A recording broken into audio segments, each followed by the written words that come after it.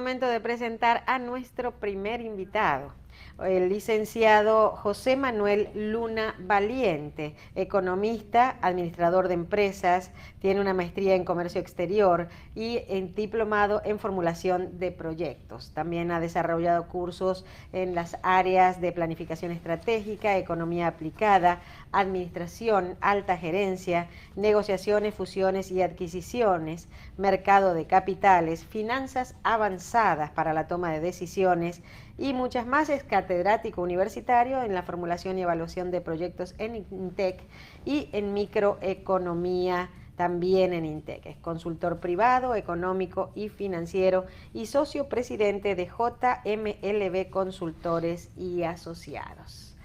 José Manuel Luna Valiente, bienvenido, ¿cómo le va? Bien, muchas gracias, buenos días a todos, doña Marcela, Michelle, Andrés, buenos a días. sus órdenes. Esto parece como un paredón. Sí. Y en todo caso yo soy el que van a fusilar. No, para nada, para nada. Prepárate. No, tú sabes que Bueno, no. tú eres de la generación, José Manuel, de los profesionales de INTEC. INTEC, una universidad privada, o diríamos que una organización sin fin de lucro, Sí, exacto. creada con muy buena imagen y que a través del tiempo ha mantenido esa calidad. Y a mí me consta, porque mi hijo, el primero, es egresado de INTEC. INTEC se valora significativamente desde el punto de vista de la calidad en los mercados internacionales, en las universidades internacionales, y por eso realmente te felicito a ti y al equipo de INTEC, que ha formado tantos jóvenes y ya muchos líderes inclusive. El presidente de la República Claro. también es egresado de INTEC.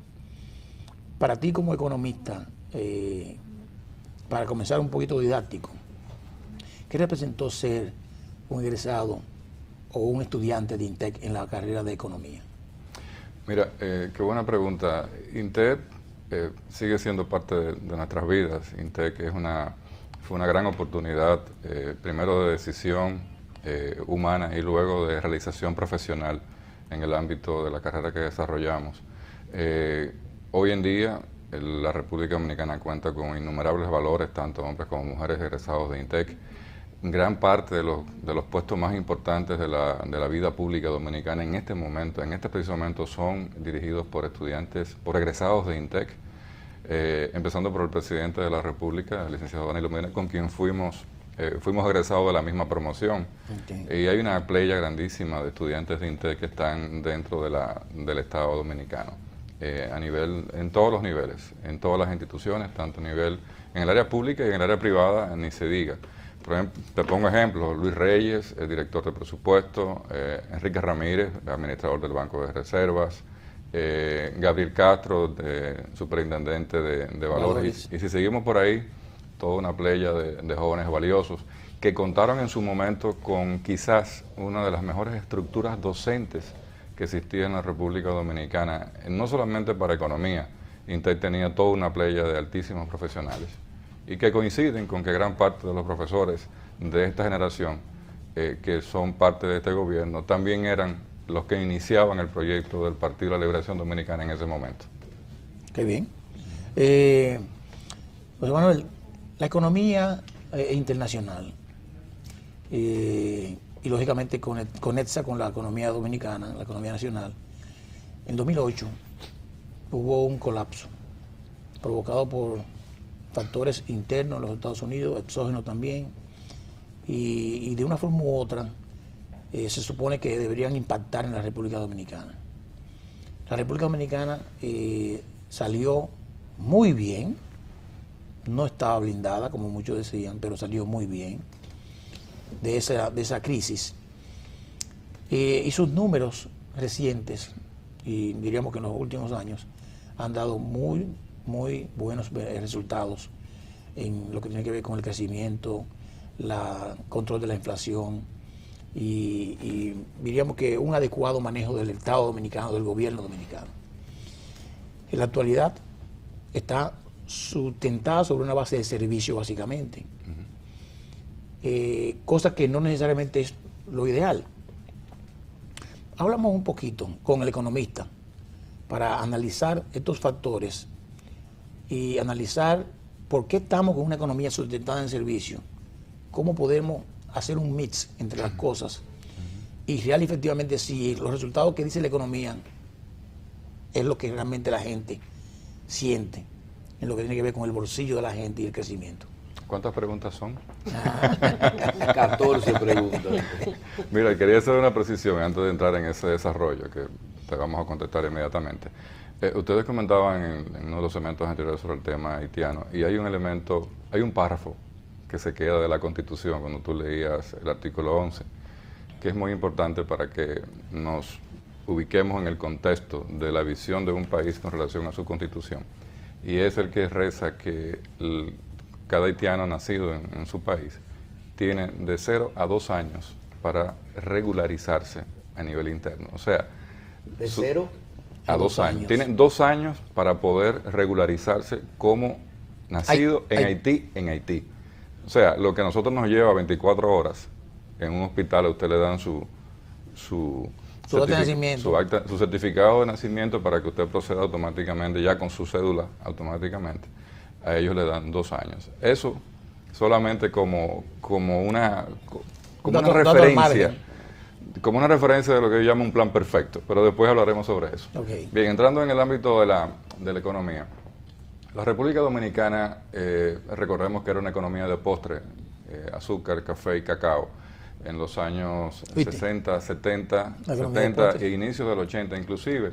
Estaba basada específicamente en la exportación de bienes, de un bien inicial como si fuese un bien final. No había cadena de valor agregado ni cadena de valor productivo en la producción de azúcar. O sea, si recordamos cuántas líneas de valor agregado salían del azúcar o del cacao o del café, ninguna. Simplemente cosechábamos y exportábamos la materia prima y nos basamos en esa estructura muy simple, sin poder aprovechar al máximo lo que significa el tener el azúcar como una materia prima de N productos, el cacao, que hoy en día se hace.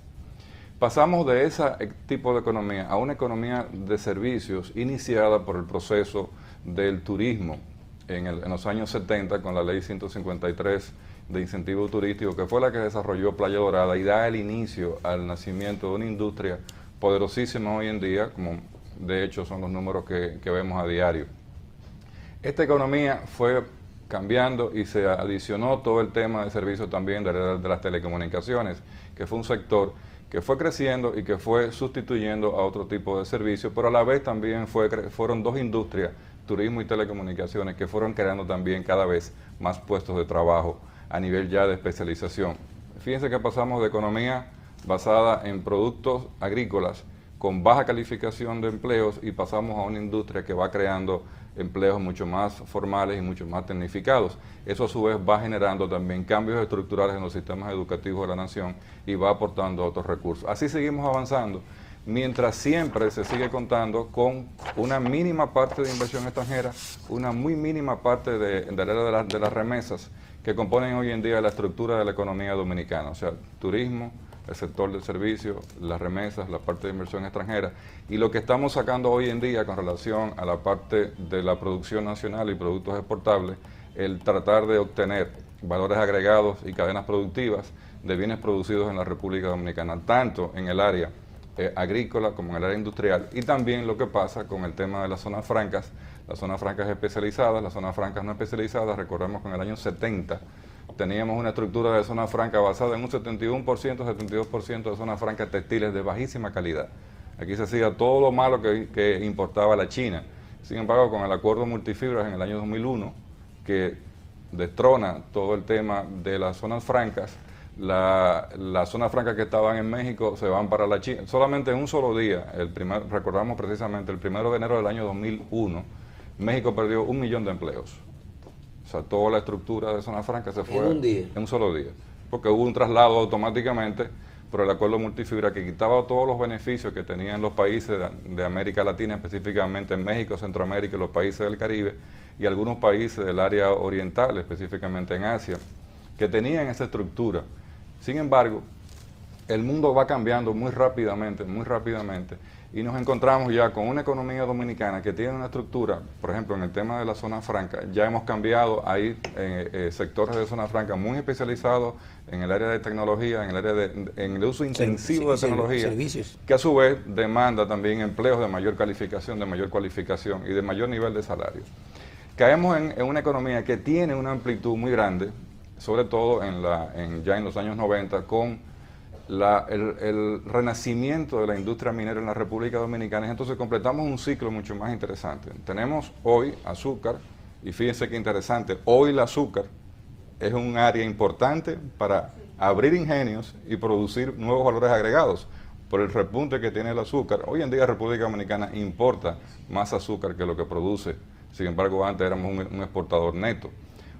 Hoy en día el cacao, ya por ejemplo las dos grandes familias del cacao, los Risey y los Munet, ya mandaron a sus hijos, y esto es muy interesante, mandaron a sus hijos desde pequeños a estudiar todo lo que es la industria del cacao, y hoy son los que dirigen, los que producen, las familias son los que tienen los negocios de valor agregado que producen chocolates. Gran parte de los chocolates que se brindan en los hoteles dominicanos como souvenir y como regalos en los lobbies son hechos en República Dominicana, no son Snickers ni son Milky Way, son ya parte de República Dominicana, pero también están siendo exportados. Entonces, en el café, por ejemplo, tenemos una gran diversidad. O sea, las familias tradicionales que se acostumbraron a simplemente a vendernos café como el mejor café del mundo, ya hoy en día hay sitios especializados en donde usted va a una plaza y usted prueba café dominicano con 50, 60 sabores y con 50 y 60 uniones. Y eso es lo que genera y lo que debe generar una economía mucho más fuerte. Sin embargo, el sector exportador todavía adolece de mayor competitividad, de mayores niveles de políticas públicas que puedan motorizar toda la industria. Pero ahí se da lo que pasó.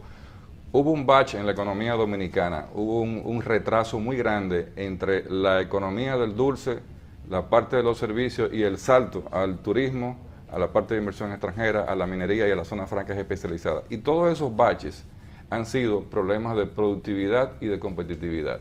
Y constancia. ¿Perdón? La constancia que... Sí, pero la constancia, fíjate qué interesante, este es un planteamiento muy particular que lo hemos discutido inclusive con Andrés. El sector empresarial dominicano se rezagó porque quiso y porque se omnibuló en otros temas. O sea, cuando las leyes de incentivos, la primera oleada de las leyes de incentivos que propusieron que esos sectores se fortalecieran y pudieran crecer, ¿qué pasó? Bueno, que perdimos tiempo y los empresarios, en vez de dedicar las ganancias de capital a la recapitalización de sus empresas, a la tecnificación y a la tecnología de sus empresas, dedicaron esos recursos a otras cosas. Bueno, era interesante tener una villa en Casa de Campo, era interesante tener un yate, había que tener un puerto en una marina, había que invertir sus capitales, había que sacar los capitales del país por temas de seguridad, por la inestabilidad, que si Balaguer, que si el PRD, que si viene el PLD. Muchísimas situaciones que derivaron, que hoy en día, por ejemplo, y creo que está en la prensa de estos días y en la prensa de esta semana, que el sector industrial sale con la misma coletilla de que hacen falta una serie de políticas públicas, pero las políticas públicas del sector industrial dominicano son incentivos, pero ya se los dimos con la ley 299, y la ley 299 significa ver a todo el andamiaje de las antiguas fábricas que estaban en la zona franca de Herrera, convertidas en su mayoría en almacenes y no en industrias. Naves industriales ahora. Exacto. Pero hay industrias que han sido exitosas y que han ido al cambio. Sin embargo, industrias tradicionales se han empequeñecido y se han, por ejemplo, dedicado a que sus familias y sus hijos o sus patrimonios que quedan, dicen, bueno, como no podemos seguir desarrollando y hay mucha competencia, vamos a comprar franquicias. Y ahí lo vemos. Ahí está Manicera, ahí está, ya que se fusiona con Indubeca, que tienen helados, que tienen lo otro, que tienen galletas. Sí. Entonces, ese bache fue aprovechado por las importaciones que entran a República Dominicana y se colocan en las góndolas de los supermercados, donde doña Marcela va y dice, bueno, yo elijo en función de mi calidad y mi precio. Y muchas veces no sabe si está comprando un producto que está hecho aquí, aunque piense que está hecho aquí, pero quizás es una marca que se está distribuyendo en República Dominicana. Y ahí, cuando usted le saca de un carrito a una familia todo y usted lo pone en una mesa, usted se da cuenta entonces cómo es la competitividad de la República Dominicana en bienes y servicios.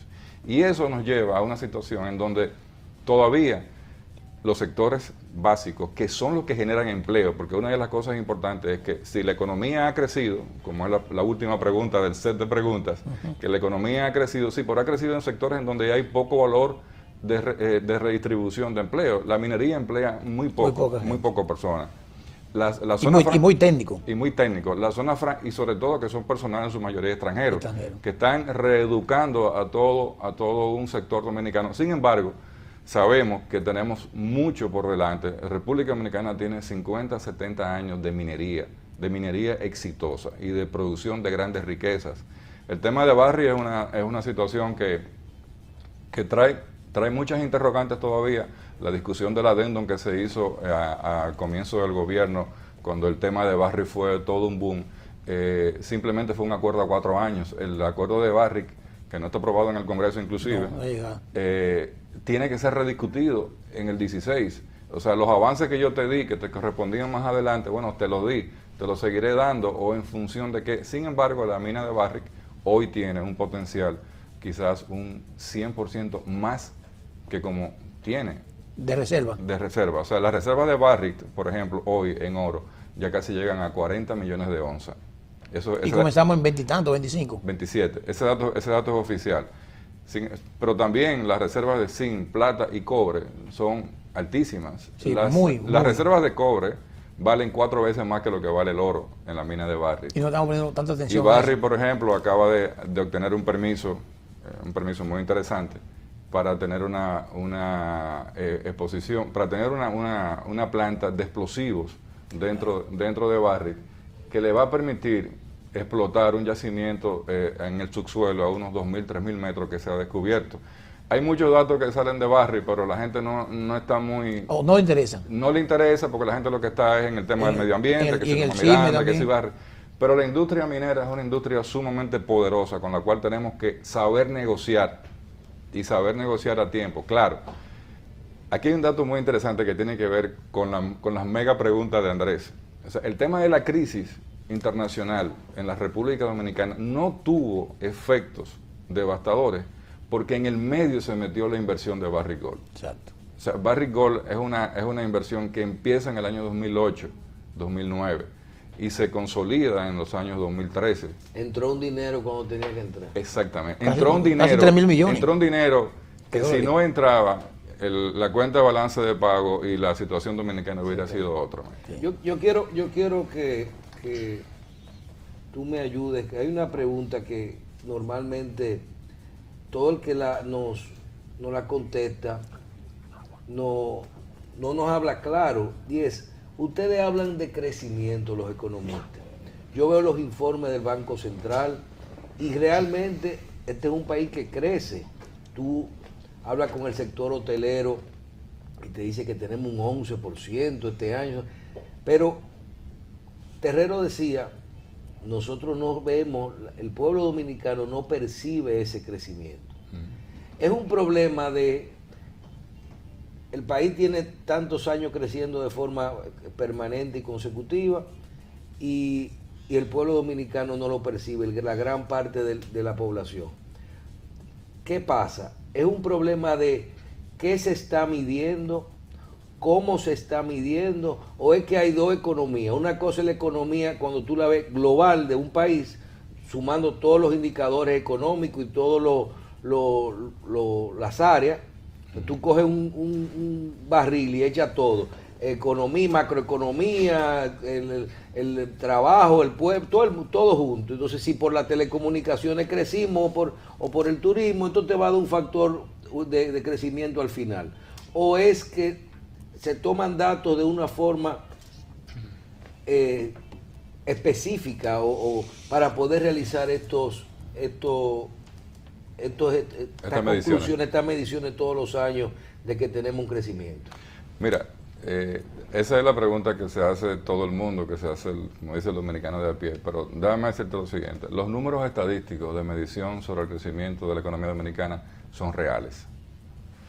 O sea, no solamente lo hace el Banco Central, los datos de CEPAL dan a la economía dominicana entre un 4.5 y un 5%, el Banco Mundial, el Banco Interamericano de Desarrollo, el último informe del Fondo Monetario de hace una semana cualifica a la República Dominicana en la misma tasa de crecimiento de un 5%, segundo crecimiento en América Latina, solamente superado por Panamá por 6.1%, y proyecta el año 2016 un comportamiento igual en crecimiento, casi ya parejo con Panamá, que se mantendrá en el liderazgo en América Latina completa. Ahora bien, ese es un tema, y yo lo avanzaba en el comentario anterior, con relación al tipo de empleo, con relación a las industrias que están creadas. O sea, los sectores que crecen en la economía dominicana son los sectores que emplean la menor cantidad de empleos. Entonces, si tú ves la minería creciendo por un 20%, si tú ves al sector servicio de la banca creciendo, si tú ves a las exportaciones no tradicionales creciendo un poco por ciento, el sector manufactura y otros sectores que se agregan,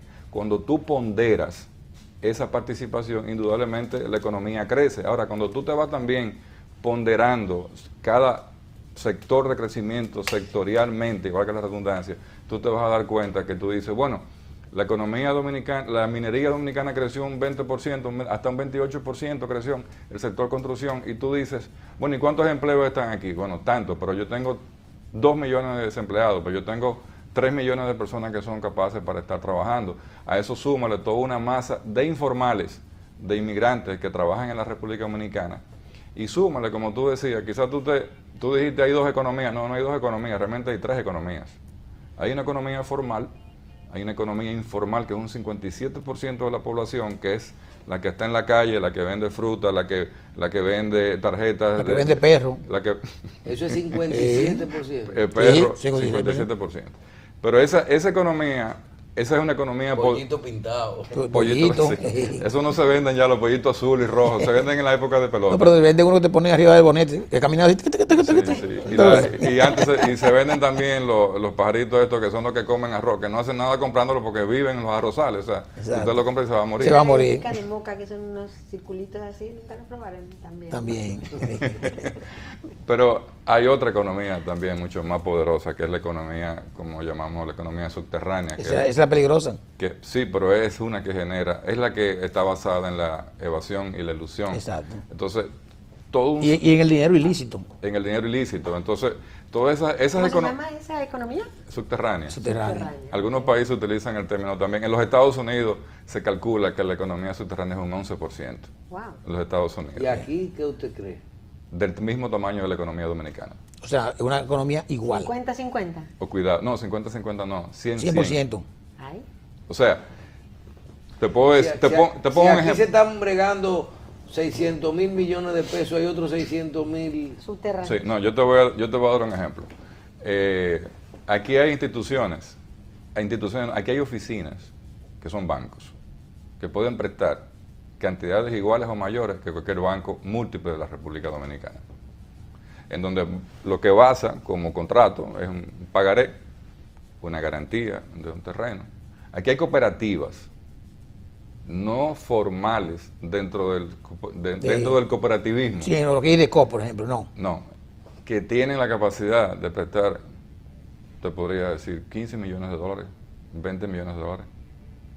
Porque aquí hay operaciones que se generan dentro del mismo sistema informal y subterráneo que demandan, por ejemplo, los sectores importadores, cuando no tienen acceso o grandes oportunidades que se derivan de negocio del Estado, una facilidad, una obra, a una persona que en su vida ha sido empresario, ¿dónde consigue dinero para financiarse? En el sector formal.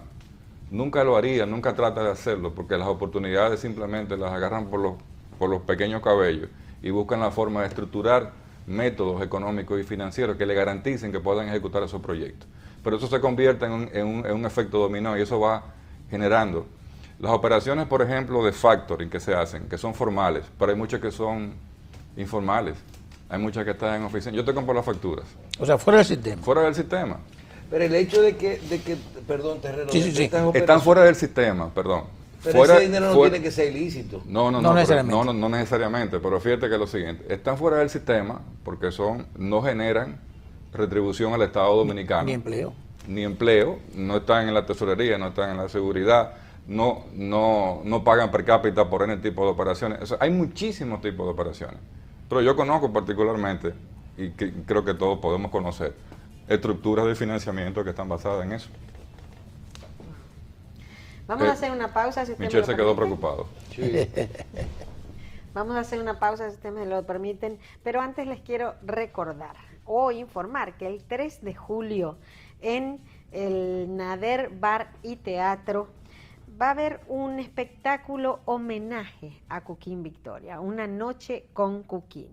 Contará con la participación de artistas invitados para dicho reconocimiento y viene a dar oportunidad a la destreza de los mismos en el show que se presentará Don Cuquín Victoria con su stand-up comedy. Vamos entonces a apoyar a Don Cuquín ese día en el Nader Bar Teatro a las 9 de la noche en la calle Rafael Augusto Sánchez 22 de Piantini. Y para más información, en el 809-541-2404. Venimos ahora.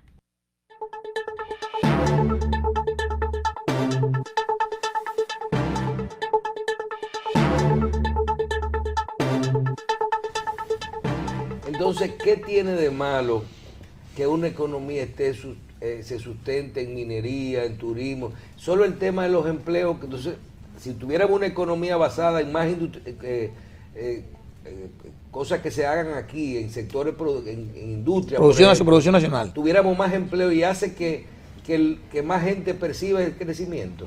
Claro. ¿De eso que se trata? De eso que se trata. O sea, de lo que se trata es que tengamos, por ejemplo, una estructura con 10 veces más zona franca calificada que la que tenemos en la República Dominicana, que tengamos 100% un desarrollo de la industria, de la manufactura, en donde podamos emplear recursos dominicanos que puedan tener acceso a niveles, primero, de salarios adecuados y que produzcan a su vez valor agregado en la economía y que tengamos entonces una estructura basada en eso. Mientras, por ejemplo, el turismo va a seguir creciendo y va a seguir demandando mucho más personal especializado, pero ese sector no crece en la proporción que crece la demanda y que crece el rezago que tenemos a nivel de desempleo.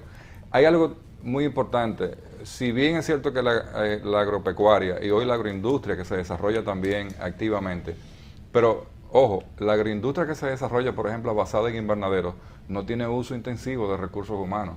Aquellos que hayan tenido la oportunidad de visitar un invernadero, no es tan fácil ver la gente en los invernaderos. No. O sea, ambiente controlado. Un ambiente controlado, muy controlado técnicamente, pero tú no tienes, por ejemplo, como tú ves a los mexicanos recogiendo fresas, que tú ves... O tomates.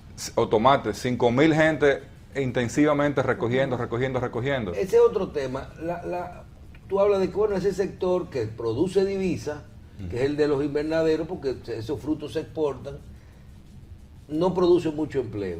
Entonces, ¿qué es mejor? Tener, por ejemplo, cosas que se produzcan aquí que nos den dólares o cosas o tener mucha gente trabajando o un equilibrio de cosas. No, mira, lo que es mejor está antes que todo eso. Lo que es mejor es que nosotros hemos empezado muy tarde como nación el proceso hacia una sociedad educada. Entonces, mientras tú tengas una sociedad no educada, con poco nivel técnico y con poco nivel de cualificación, que hoy, por ejemplo, fíjate que la estructura educativa de hoy está recogiendo el rezago de hace 40, 50 años. Sin embargo, el rezago se sigue acrecentando más rápidamente que el nivel de absorción que tiene la mano de obra calificada. Por lo tanto, tenemos que producir eventos de políticas públicas muy intensos, fuertes y rápidos para llevar a la sociedad a un nivel de crecimiento, no de crecimiento, porque crecimiento lo tenemos, sino de desarrollo, porque los niveles de desigualdad y de pobreza se siguen acrecentando. Fíjate que en los últimos 10 años, en los datos oficiales, tanto de CEPAL y Banco Mundial, el nivel de pobreza en la República Dominicana se mantiene entre un 40 y un 42%. Si el nivel de pobreza se mantiene estático, en la práctica el nivel de pobreza está aumentando. ¿Por qué? Porque cada vez hay más personas. Y el indicador Gini, que mide la capacidad que tiene también un país de producir mejores empleos y mejores trabajos, se mantiene en uno de los más bajos del mundo inclusive, y de América Latina somos uno de los más importantes negativamente. Entonces, entre el indicador Gini y el indicador de pobreza, cuando tú mides eso, tú dices, bueno, ¿y dónde está el crecimiento? Bueno, pues resulta ser que tú tienes todavía ese rezago. Hay que alabar que el presidente de la República lance un proyecto de educación, de vencer el analfabetismo, de tanda extendida, de desayuno escolar, pero todo eso se hace en un proceso tan rápido que sencillamente lo que hace es que mitiga 1, 2, 3, 4 años de un sistema, pero no mitiga el rezago que hay de la parte no educada de la población dominicana para lanzarla a una estructura de desarrollo. Por ejemplo, República Dominicana hace 40 años teníamos la misma estructura económica, social y política que tiene Taiwán. No tengo que decir cuál es la diferencia. Hoy en día, países como Vietnam, que inclusive acaba de salir un artículo interesantísimo en la BBC, que dice, Vietnam, y ponen la foto como pusieron aquella foto famosa, no sé si recuerdas, Andrés o Michelle, bueno, Marcela es muy joven, que decía cuando una famosa revista Time, que se publicó con la bandera de Japón, y la portada era la bandera de Japón. O sea, la revista Time reconoció que luego de Hiroshima y Nagasaki, Japón, en base a un sistema de educación, venció a los Estados Unidos en los chips, los electrodomésticos y los vehículos. Vietnam hoy en día resurge después de una guerra que acabó con un país como uno de los países en proceso, no en proceso, más adelantados a nivel educativo en el mundo, que lo coloca a nivel de competitividad. Hoy en día Vietnam está captando las mayores inversiones en tecnología intensiva de capital de grandes corporaciones internacionales para ubicarse en Vietnam. Esas inversiones desafortunadamente no están llegando a República Dominicana. Las inversiones que llegan a República Dominicana llegan en minería, bueno, porque tenemos minas, porque tenemos riqueza, llegan en turismo porque tenemos playas y sol, y llegan en telecomunicaciones, bueno, porque tenemos 20 millones de gente que hay que comunicar. Del lado haitiano, como dicen los haitianos, los que vivimos del lado pobre, no vivimos del lado rico. Ese es otro tema interesante que es parte de la cultura y de la historia que le enseñan a los haitianos. Sí. Nosotros vivimos en el lado pobre, pero algún día estaremos en el lado rico. Correcto, por eso la migración. El plan perfecto. Sí, una pregunta. Después hablamos del plan perfecto. No, está bien, pero comenzamos tarde en el tema de la educación. Y yo quiero ahí... Hemos avanzado mucho, pero estamos muy rezagados. Pero ahí voy.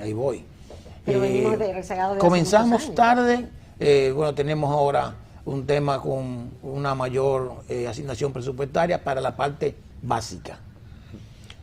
Tú mencionabas el tema de la alfabetización, entonces también tenemos unos institutos tecnológicos que son a nivel técnico para formar personal, valga la redundancia, técnico para esas áreas que estamos supuestamente motivando. Sin embargo... Pero la mayor parte de los alfabetizados, si no se da cuenta, son personas que pasan... Mayores. Ahí voy. O sea, el impacto... No tiene ningún sentido. El impacto social, el impacto de imagen, el impacto hacia afuera que tiene el programa de alfabetización es bueno. Ahora la pregunta es, ¿a quién estamos alfabetizando? ¿Qué logramos con eso? Yo creo que sí que es bueno que la gente aprenda, que una señora de 70 años aprenda a su nombre, a escribirlo y eso, pero el impacto en la economía que tiene eso, en el desarrollo para insertar a esa gente, jóvenes que no son iletrados, para trabajar en empresas calificadas, con nivel que tú requieres. Es que el impacto es neutro, el impacto es de neutro a nulo. ¿Por qué? ¿Qué hace una gente de 60 años que se alfabetiza? Es sujeto de crédito, puede montar una industria.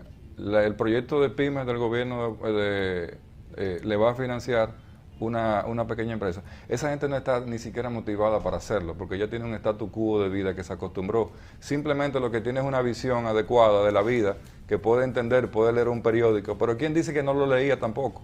Pues yo conozco muchas familias que le dicen a sus hijos, léeme lo que dice el periódico, porque no saben escribir o leer. Sí. Y sencillamente son analfabetos funcionales. Sí. Pero el hecho de funcional, ¿qué significa? Que no importa que sepa leer o escribir o no, lo utiliza. Al final yo como quiera voy a entenderme con la sociedad. Porque hace vida bancaria, va y mira, sácame, deposítame, hazme esto, lo otro, consígueme aquello. Pero en el ámbito de valor agregado a la economía, no produce. ¿Por qué? Porque no se integra al sector productivo. Entonces se queda, claro, tú dices alfabetizar, bueno, claro, los que están en la estructura formal de la educación, pública o privada. Entonces, el problema tampoco está ahí, porque ya eso es una realidad y es latente. Sí, y con eso vimos. Logramos más imagen que desarrollo. No, el problema básico está en el ámbito educativo, en que tú tienes una estructura de 90.000 profesores. Exacto. Totalmente desfasados. Exacto. De la actualidad y de la vida, de cómo debe de conformarse una estructura educativa. Entonces, si tú te vas a Vietnam o te vas a otros países, o te vas, claro. O hasta Cuba, que es más cerca. Bueno, Cuba. Gran parte de los profesores fíjate qué interesante, los profesores de física, química, biotecnología y matemáticas de Cuba están en República Dominicana. Y educación física. Y educación física, qué bueno. Ahora, eso pueden entrar a Estados Unidos, pero un haitiano no puede entrar a Estados Unidos porque es un inmigrante no educado. Y ahí está la base del mismo plan perfecto, entonces del lado pobre para el lado rico. Pero sin embargo, el tema educativo es mucho más intenso y mucho más apasionante y mucho más desafiante. O sea, cuando yo decía los 80, 90 mil profesores, yo soy de la opinión que yo diría, bueno, llegaron a su vida productiva útil. Bueno, mira, el Estado le puede costar en un momento que los pensionemos a todos de un fundazo. ¿Tienen un plan para eso? Exacto. Irlos pensionando, irlos sustituyendo por profesores jóvenes, capacitados, bien pagos, con estructura mental, con estructura educativa. No solamente jóvenes, pero sí capacitados. Señores, un profesor de una escuela pública llega a su trabajo con un problema porque no pudo desayunarse, no pudo darle atención a sus hijos y le dice a sus alumnos, tómense recreo que yo tengo que resolver un problema. ¿Cuántos profesores, y de hecho se les da una computadora a los profesores, una laptop, pero ¿para qué? ¿La saben usar? ¿La saben usar? No, se la dan a sus hijos para que jueguen en internet. Entonces hay todos unos elementos que son ambiciosos, pero que tienen también un costo.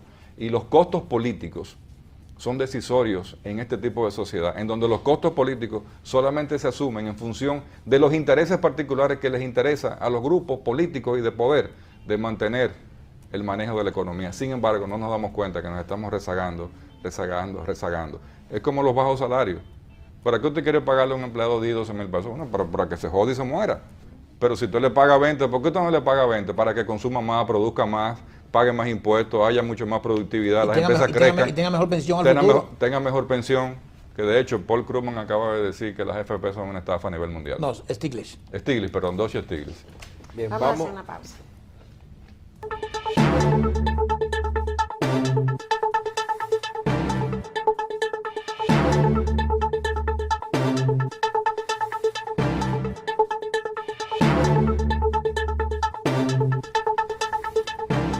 Nosotros vivimos en un país con un presupuesto de 600 y tantos mil millones de pesos anuales en este momento, presupuesto gubernamental.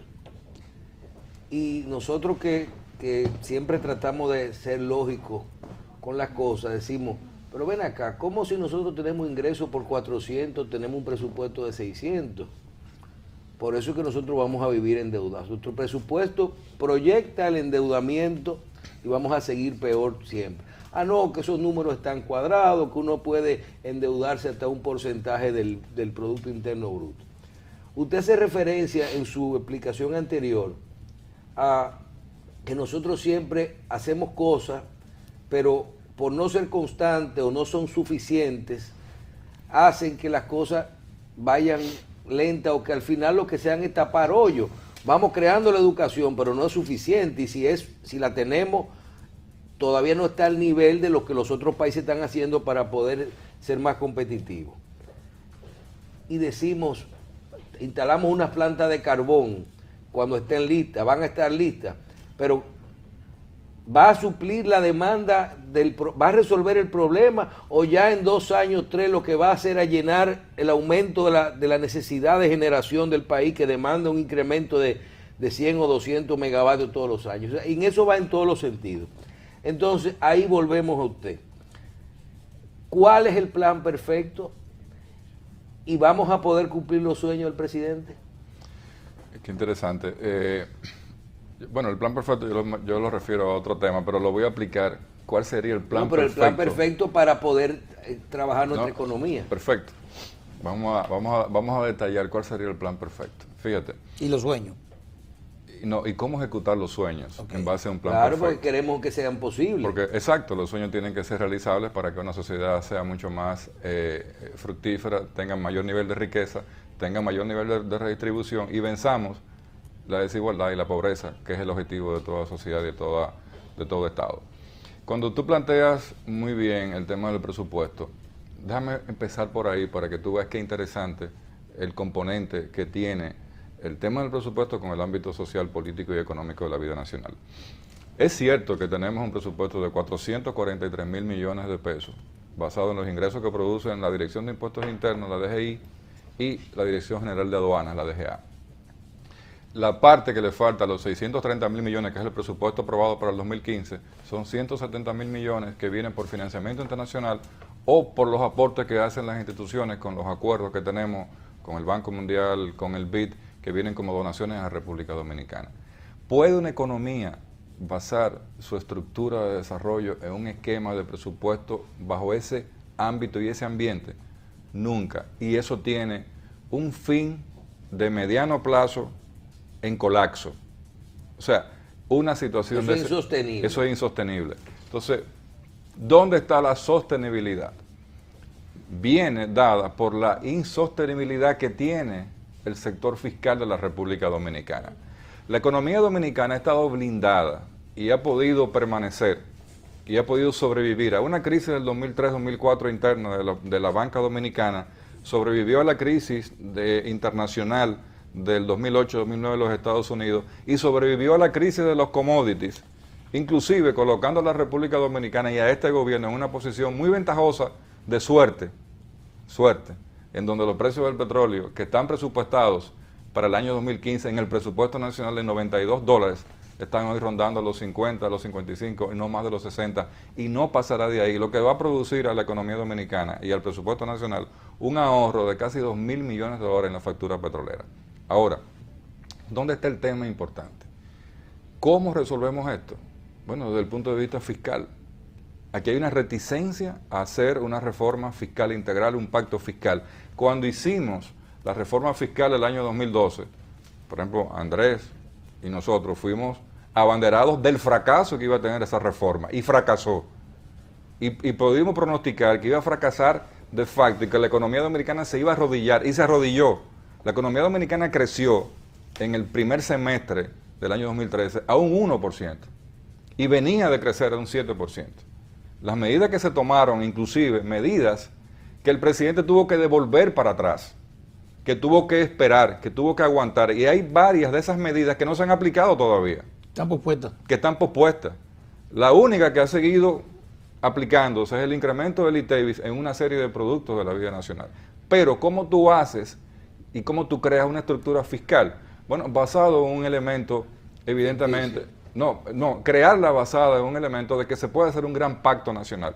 La economía dominicana no puede vivir con una presión tributaria entre un 13 y un 14% por los últimos 10 años. Somos la segunda economía peor en presión tributaria en América Latina y estamos 7 puntos por debajo del promedio. O sea, de 13.9 a 21.7 son 7 puntos por debajo, que es el promedio 21. Que Argentina llega a un 35%, la peor es Guatemala con un 12% y nosotros estamos en un 13.9%. sí.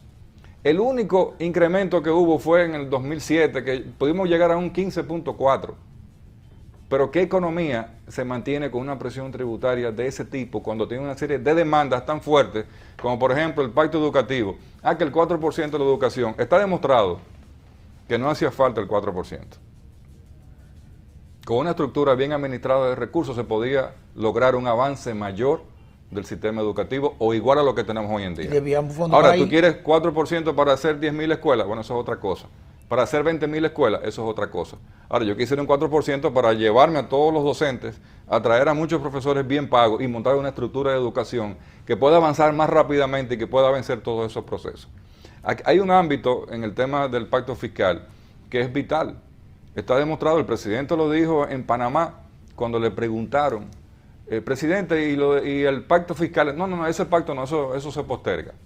Pero estamos hablando de un pacto eléctrico donde lo que estamos haciendo son negociaciones comerciales eléctricas, negocio con Coyentri, negocio con Quisqueya 1, negocio con fulano, negocio con Mengano, negocio con CESPEN, y al final el pacto eléctrico va a ser la ratificación de una serie de negocios y de contratos que ya sí han sido arreglados, pero no en función de cuál tiene que ser la real estructura de la matriz energética. Como tú decías, yo tengo Punta Catalina que se construye con 667 megas en Baní, sin embargo eso no va a vencer la capacidad que tiene la economía de demanda del sector energético. Todavía nos faltan tener 1.500, 2.000 megas de energía fría, porque tú de nada haces con tener la energía que demanda la economía. No, hay que tener una capacidad, por lo menos un 70%, 60% de energía fría. Sin embargo, la estructura económica dominicana tiene un sector energético duplicado. O sea, aquí tenemos plantas de patio con más capacidad de mega que la que tiene la estructura formal del servicio. Aquí es la economía en donde los costos para las empresas son mucho más elevados. Por muchas partes. Aquí tenemos, en una casa hay un tinaco, hay una cisterna, hay una planta, hay un inversor, hay que comprar botellones de agua.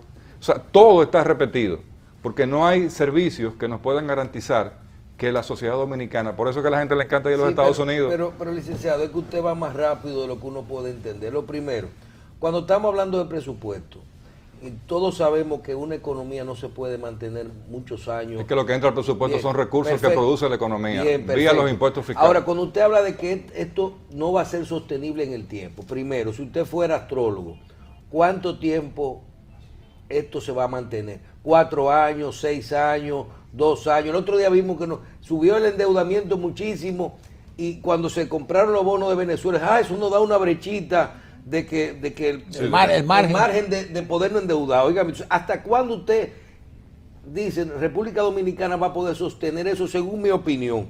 Y lo otro, usted habla de que, pero hay que subir la presión fiscal. Muy fácil. Yo no sé ustedes, pero yo estoy cansado de pagar impuestos. Yo me siento, mire, yo voy de aquí a una reunión allá a ver cómo es un acuerdo de pago. Entonces los otros, pero usted por otro lado me dice que la mitad de la economía dominicana es subterránea. ¿Y por qué no mejor le caemos atrás a eso, mitad de esa economía subterránea, y nos dejan a nosotros tranquilos? Michelle, yo no soy astrólogo, pero pero usted sabe lo que está haciendo. No, pero perdón, desde el inicio del programa yo te he dado las situaciones que nos llevan a la muy inteligente pregunta tuya de tu preocupación del presupuesto, y llegamos al tema en donde nos encontramos que el botín y la vasija están a medias. Entonces hemos planteado por qué no está llena ese botín y esa vasija, porque aquí sencillamente los recursos se diluyen por toda una serie de sectores que no entran al flujo natural de la economía. Yo estoy de acuerdo con que muchas empresas pagan muchos impuestos y que hay una duplicidad en el tema de la tesorería, que el tema de la pasantía, de la cesantía, perdón, que sí. Fíjate, por ejemplo, un tema tan interesante como el tema del pacto laboral. Los obreros de este país, los trabajadores, se nivelaron y se concentraron en que hay que aumentar el salario. Bueno, sí, hay que aumentar el salario, pero ¿para qué tú lo quieres? ¿Para que se lo consuma el primer aumento de salario con los bienes y servicios más caros o con inflación? Aquí y yo se lo comuniqué al mismo Pepe Abreu, digo que ustedes están perdidos todos. Ustedes no saben exigirle a los empleadores lo que tienen que hacer para ser más exitosos como empleados. ¿Por qué aquí los empleados de la República Dominicana no se interesan en ser parte de las empresas? Y que las empresas le digan, no, yo te ven... Pero no le dan participación tampoco. Está bien, y que los empleadores le digan, bueno, pero esa es falta de visión. Sí, ¿Por qué? Claro. Porque un empleado con 2 acciones, 5 acciones de este canal, viene todos los días, en vez de a las 6, a las 5 de la mañana. ¿Es socio? Es socio, está preocupado porque las luces prendan, porque conecten, porque pongan la fibra, porque pongan los canales, porque la cámara... El problema técnico que hemos tenido. No, aquí no tenemos ningún problema técnico. El problema técnico tiene el presupuesto de la nación. Entonces, esos temas, por ejemplo, no se discuten. En los Estados Unidos el éxito de muchas de las empresas está porque existe, claro, ahí está el tema bancario. Fíjate qué interesante como todo se concatena. Ahí está el tema financiero. Bueno, pero es que hay un sector financiero tradicional que no quiere que el sector financiero se abra mucho y se expanda y que ofrezca nuevas oportunidades y nuevas visiones en donde, por ejemplo, tengamos bolsa de valores abiertas con capital de riesgo, tengamos toda una serie de esquemas y de productos financieros que hagan a todo el mundo partícipe. La bancarización en la República Dominicana es de un 70%, perdón, es de un 25, un 30%. La bancarización. Bancarización, el resto no está bancarizado. Entonces, aquí hay sectores financieros. Por eso los subagentes económicos. Por eso es que fíjate, y gracias a Dios que el Banco de Reserva, y ahí Enrique, yo le saco su comida aparte, Enrique Ramírez, ha logrado poner a competir al Banco del Estado, soslayando la cartera pública hacia cartera privada y fuerza al sector privado tradicional a bajar las tasas y a ser competitivo. Es el único banco que le está abriendo cuenta, ojo, a la gente sin que tenga problemas de cicla. Exacto. Aquí los bancos no están... Usted no pagó una tarjeta hace 4 años y aquí usted no puede abrir una cuenta ni para cobrar la nómina. No tienes un atraso en un celular. Pero ¿por qué? Si una cosa, usted no está pidiendo un préstamo, usted está pidiendo organizarse, al contrario. Pero no solamente, bancarizarse. Pero no solamente eso, es peor. Hay empresas que si una persona tiene problemas en cicla no puede optar por un empleo. Sí, eso es. Si está buscando empleo para poder seguir sobreviviendo. Eso viola la Constitución de la República. Exactamente. Yo no, pero eso se hace sin Mira, decirse. mira, con el tema fiscal hay muchas cosas en donde es entendible que se pagan muchos impuestos. Lo que pasa es que se diluyen esos impuestos. Entonces, las familias de este país, las 10 familias, 7 u 8, tienen que entender que ha llegado el momento en que inclusive muchas de esas empresas familiares de hoy en día, y nos reservamos los nombres porque todos lo sabemos, no es que sea una información privilegiada, pero aquí hay empresas que nacen de un régimen dictatorial y que pasaron de una mano a la otra, no se sabe por el valor de cuánto, cero. ¿Y cuánto vale? Sí. ¿Y cuánto vale cero hoy en día? ¿Sabes cuánto? 24 cifras a la derecha en una página.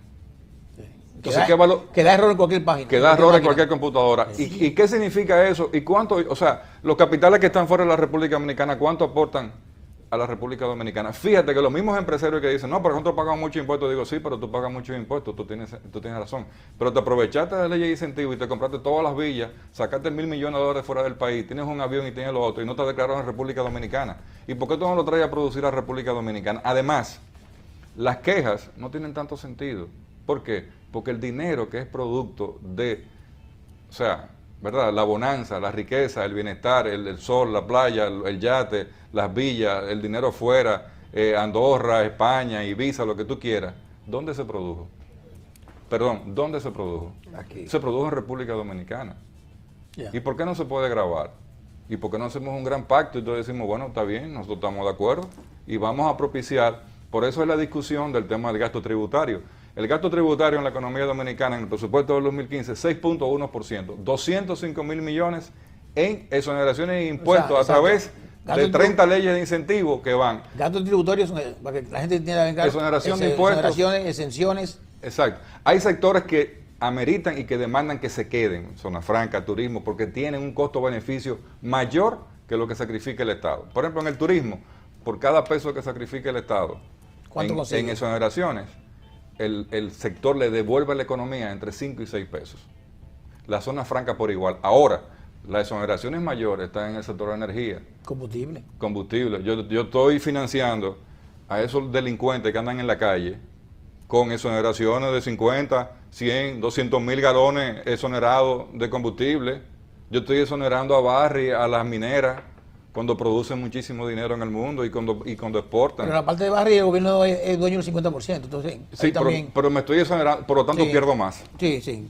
Porque ese flujo no entra, ese flujo se queda neutro. Pero no quiero... Eso es como el tema de la luz. ¿Por qué el dinero de FOMPE no vuelve de una vez para la CDE? Pero debería volver. Pero hay un tema que no quiero que se nos quede. Ahora, que comenzamos y cuando comenzó a hablar comenzamos el programa ahora, arranquemos. Comenzamos con el tema de Haití. Ajá. Tenemos una realidad. Nosotros teníamos aquí una gran cantidad de haitianos y tenemos, no lo vamos a cuantificar, son muchos, que estaban inmersos en la construcción, inmersos en los temas agrícolas, inmersos en otro tipo de negocios. ¿Por qué tú hablas en pasado? No, tenemos y tuvimos, pero ahora va a bajar un poco porque hay una migración de gente que no pudo regularizarse. La pregunta es, esos señores que estaban aquí compraban tarjetas de llamada para llamar a sus familiares, mandaban remesas hacia Haití, estaban en la mano de obra de la construcción. Todo esto que no va a estar ahora a mano, va de una forma u otra, a mediano o a corto plazo va a afectar el desarrollo de la economía. No sé cómo lo va a afectar, pero lo afectaría porque no teníamos la mano de obra sustituta de inmediato. De hecho, los empresarios de la construcción, que pagaban un poquito menos porque no aplicaban con ellos la seguridad social. ¿Cómo puede usted, como economista fuste, entender que podía afectar, aunque no significativamente, y si lo es, no lo dice, en este momento, ese factor? Esa situación es una falacia, es un sofisma, es un sueño, porque la economía dominicana está basada, la estructura del sector construcción y agropecuaria, en la mano de obra haitiana. No es verdad que ningún dominicano va a aprender a pegar blog y a pegar mezcla y a sembrar ahora, porque los haitianos no van a trabajar. Cuando los niveles de cualificación y de aspiración de cualquier dominicano, cuando entra en el ciclo educativo, es llegar mucho más allá de la construcción y la agropecuaria. Entonces, yo creo que están tratando de tratar con personas que no entienden la problemática que pasa. Sencillamente, el tema de la construcción y la agropecuaria tiene que ser un tema que integre y que integre a toda esa estructura y a toda esa masa humana, que es la que está haciendo ese trabajo, para que sea un trabajo regular y regularizado, y que esas personas que están aquí y que están de aquel lado de la frontera ahora, quizás en un éxodo provisional, regularizándose de aquel lado para pasar otra vez a República Dominicana, porque aquí hay ojo con una cosa. O sea, la ley y la sentencia no eximen a cualquier persona que se regularice en República Dominicana. Lo que exime es que se haga formalmente, sí, pero lo va a hacer en algún momento. Sí. O sea, aquí lo que no, o sea, Y eso lo que se ha vendido. Eso que se fueron pueden venir con un contrato también. Pero claro, Claro, o sea, Andrés, Michelle, Marcela, aquí lo que se trata es un Regularizar. es un paso que estamos dando, sencillamente para que los 2 millones que están aquí sigan estando aquí formalmente, y para que los 2 que quieren venir vengan también formalmente, y que dejemos a Haití con una economía chiquita, Boutique, una economía boutique. como yo he dicho, una economía boutique, 2 millones de habitantes, hoteles. Haití recibe 300.000 turistas por transatlántico más que República Dominicana. Más. Por transatlántico. Más. Por transatlántico. Y tiene su ventaja también turística. Entonces, nosotros vamos a tener que absorber. Ahora, fíjate qué interesante. Ok, lo vamos a absorber formalmente. Ahora, van a empezar a pagar impuestos. Las telefónicas lo van a contratar, en vez de tenerlo en las calles, en las esquinas, vendiendo tarjetas, como si fuera un ingeniero pegando un blog por ubicación. Sí. No paga tesorería, no paga nada. ¿A quién le conviene más ese proyecto de nación así? Bueno, a muchos sectores empresariales que emplean mucha mano de obra de ese tipo. Ahora, ¿es el proyecto de los Vicini y de Capellán de la frontera algo viable? Sí, es viable. Claro, claro. Claro que sí que es viable, pero hagamos las inversiones, creemos los puestos de trabajo, tecnifiquemos esos puestos de trabajo, pero no olvidemos que toda esa mano de obra ha sustituido a una mano de obra dominicana que ya no existe, porque ya la mano de obra dominicana se fue hacia otro retrato de educación. Por ejemplo, ustedes que pasan por la autopista Duarte y han pasado en momentos en que los muchachos salen de Infotec, todos esos jóvenes que salen con la camiseta amarilla, esos jóvenes que están buscando, ¿van a pegar blog? No. ¿Van a la agropecuaria? No, quieren estar detrás de la cámara, como está ese señor, quieren estar bregando con computadoras, quieren ser plomeros, quieren montar su pequeña industria, están pensando en los programas de financiamiento de pymes, dicen, no, yo me estoy formando aquí porque yo lo que quiero montar es un taller. No quieren ser empleados. Ojalá el camarógrafo vender cámara y no estar detrás de la cámara. Claro. Entonces, la visión de cada ente en particular. usted lo que dice que aquí Esta es una economía que va a vivir basada en la mano de obra haitiana para la fuerza laboral fuerte. O sea, construcción que vamos a seguir creciendo, agropecuaria que necesita mucho más también, cada vez más, y va a estar basada en eso. Además, ¿Y la caña también? Además, yo le voy a decir lo siguiente, yo creo que estamos tan perdidos entre los aires acondicionados, las estructuras, las leyes, muchas cosas que pasan, que no vemos lo que pasa en la realidad. Señores, pero los barrios de este país son barrios ya de otra connotación social. Los pueblos de este país tienen otra connotación social. O sea, vayan y vean, pero métanse en Arroyo Hondo, métanse en cualquier sitio, métanse en el Luperón, en el Espallá, en cualquier parte. O sea, ya hoy la República Dominicana convive con el pueblo haitiano y los haitianos conviven con los dominicanos. Claro. Y eso ¿No te acuerdas en Boca Chica, para Semana Santa? Pero ¿y ahora? ¿Tú te acuerdas de la foto? Sí, claro. Pero eso está bien. Estaba bien. Pero yo te pongo un ejemplo. La Liga Dominicana Profesional de Fútbol son 10 equipos. ¿Ustedes saben cuántos refuerzos hay haitianos? ¿Cuánto? Que juegan bien. 45. ¿Por eso la mayoría? 4.5 por cada equipo. Pero hay uno que tiene 10. El equipo de Puerto Plata, digo, yo lo sigo el fútbol, sí, y el equipo nuestro está en primer lugar. Y Marcela también. FC Power, ganamos otra vez ayer. Sí. Mírale el color de la corbata. O de Rolando Power, somos de Intec también. Pero eso se da ahí. Pero la UAS tiene 25.000 estudiantes haitianos, sí. La OIM tiene 3.000 estudiantes haitianos. ¿Usted lo va a sacar de República Dominicana? Esos que están ahí, ¿están regularizados? En su mayoría sí. Y eso deberían tener también un estatus especial. Eso tienen estatus como de estudiantes. Y en Pucamama también los hay. Está bien, pero ya hay muchísimos estratos de la sociedad dominicana en donde hay una gran parte de... Señores, pero ustedes no han visto que gran parte de los AME también son haitianos ya. ¿AME también? ¿AME? Sí. No. Ah, caramba. Y guardia de la frontera también. Todos. Hay guardias de la frontera dominicanos. Sí, que son de origen haitiano. Porque o se han casado. ¿Nos queda un minuto? Sí.